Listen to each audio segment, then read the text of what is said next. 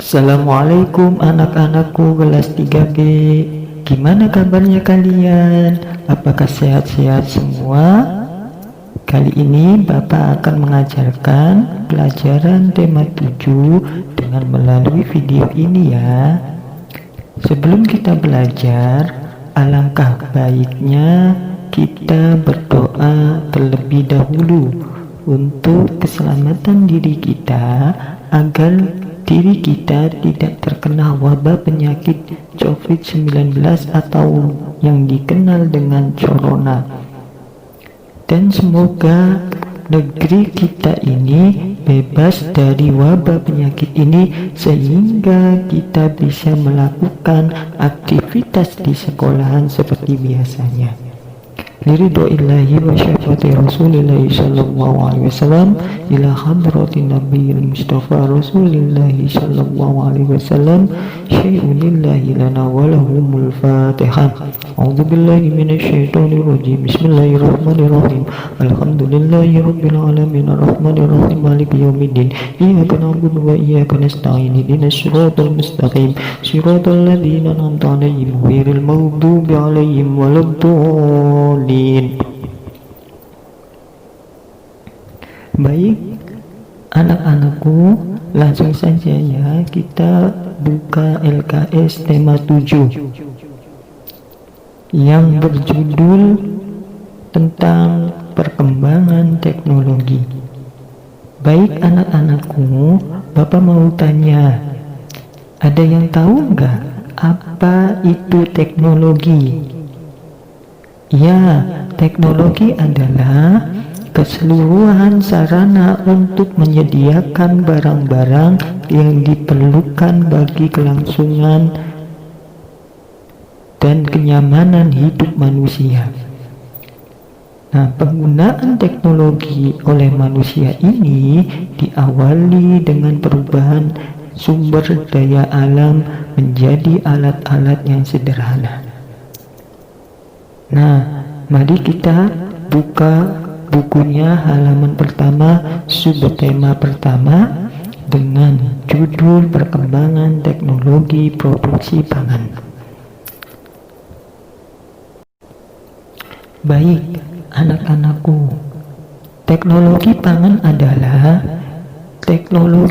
adalah suatu teknologi yang menerapkan ilmu pengetahuan tentang bahan-bahan pangan khususnya setelah panen. Nah, di Indonesia ini adalah negeri yang kaya akan sumber daya alam.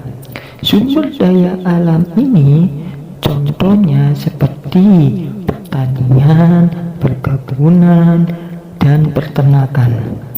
Pertanian menghasilkan seperti padi, jagung, dan singkong. Sedangkan peternakan menghasilkan daging dan telur. Nah, semua itu merupakan sumber pangan kita. Nah, pangan artinya makanan. Nah, kebutuhan pangan adalah kebutuhan pokok yang tidak bisa ditunda. Sedangkan hasil panen pertanian atau peternakan yang berlimpah dan tidak bisa bertahan lama. Makanan itu dapat membusuk. Makanan busuk harus dibuang.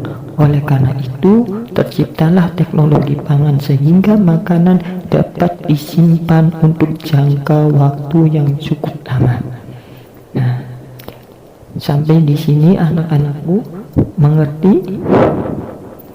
Nah, teknologi pangan ini dapat menghasilkan makanan-makanan baru, seperti contohnya pembuatan dari tempe. Proses pembuatan tempe itu yang lebih sehat dan bermanfaat. Caranya seperti ini yang kita lihat dari bagan ini. Nah, dari sejumlah penelitian yang diterbitkan pada tahun 1940-an sampai 1960-an, kita ketahui bahwa tempe mengandung unsur yang berguna bagi tubuh seperti asam lemak, vitamin, mineral, dan antioksidan.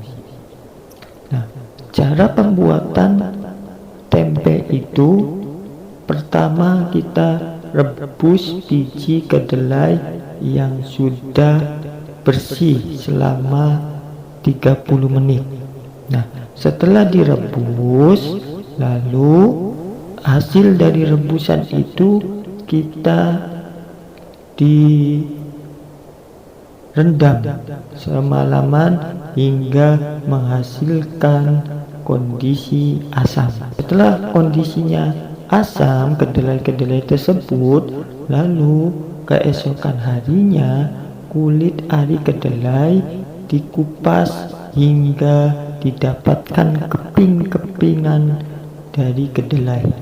Nah, setelah mendapatkan keping-kepingan kedelainya, lalu dimasak lagi, direbus lagi.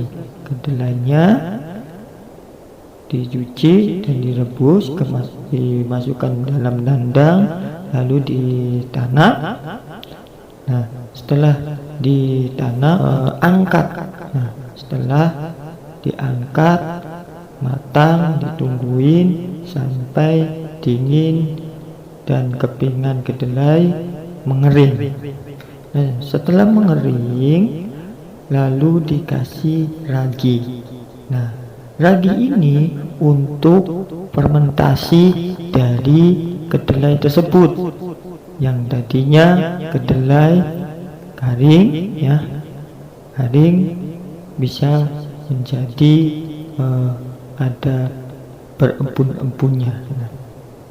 Nah, dari proses pengragian ini, lalu kedelai-kedelai yang tadi kita dibungkus pakai daun atau pakai plastik. Nah, setelah dibungkus beberapa hari, nah, jadilah tempe. Nah, tempe ini bisa kita makan. Nah, biasanya orang Indonesia, khas dari orang Indonesia ini adalah tempe. Contoh lain yaitu pembuatan dari roti. Pembuatan roti yaitu berasal dari gandum. Nah, gandum tersebut digiling. Setelah digiling menjadi tepung. Ya, tepungnya ini dinamakan tepung terigu. Dari tepung terigu mau diolah, mau buat roti maupun kue ataupun makanan-makanan yang lainnya. Adapun yang lain contohnya yaitu nata de coco. Nata de coco itu adalah minuman yang terbuat dari air kelapa. Nah, biasa kalau kita kalau kita beli kelapa yang di pasar ataupun di pinggir-pinggir jalan itu, dagang kaki lima, nah, ketika dibawa pulang, nah, itu air kelapanya itu tidak bisa tahan lama. Nah, kalau yang terbuat dari teknologi pangan itu dibuat menjadi kadarnya yang lebih lama, expirednya itu lebih lama, ya, daripada yang kita beli biasa yang dari pasar ataupun dari pedagang-pedagang kaki lima. Nah, ini membuktikan bahwa teknologi pangan ini sangat bermanfaat bagi kehidupan manusia. Nah, makanya pada anak-anakku ini rajin-rajinnya belajar supaya kalian bisa menciptakan sebuah teknologi pangan yang terbaru yang ada di Indonesia dan bisa bermanfaat baik untuk masyarakatnya, baik untuk negaranya dan bahkan baik untuk bumi atau internasional negara-negara yang lain. Nah, makanya belajarnya jangan sampai hanya di sekolahan saja. Di rumah juga harus belajar, berbanyaklah membaca, berbanyaklah mencoba, terus mencari ide-ide yang sekiranya kita mampu dan sekiranya kita itu kekurangan apa yang kekurangan yang ada di sekitar kita itu apa. Jangan sampai kita berdiam diri, jangan sampai kita selalu di anak yang malas. Nah, mungkin hanya sekedar video ini mudah-mudahan bermanfaat bagi anak-anakku kelas 3B ini. Nah, dari Bapak cukup sekian, kurang lebihnya Bapak mohon maaf apabila ada kata-kata yang kurang berkenan di hati anak-anakku. Yang terpenting bagi Bapak adalah anak-anak selalu terus belajar. Jangan sampai putus asa belajar. Karena belajar itu, kata Nabi, thalabul ilmi fardhatun 'ala kulli muslimin wal muslimat.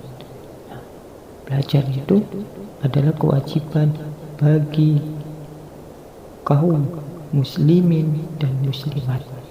Ada lagi kata Nabi mengatakan thalabul ilmi ilal lahdi ilal mandi, bahwa belajar itu dari mulai kecil sampai hingga tiang lahat, sampai kita meninggal tetap kita belajar. Maka jangan sampai kita putus asa. Ya adik-adik ya anak-anakku sekalian, sekian, billahi wa taufiq hidayah. Assalamualaikum warahmatullahi wabarakatuh.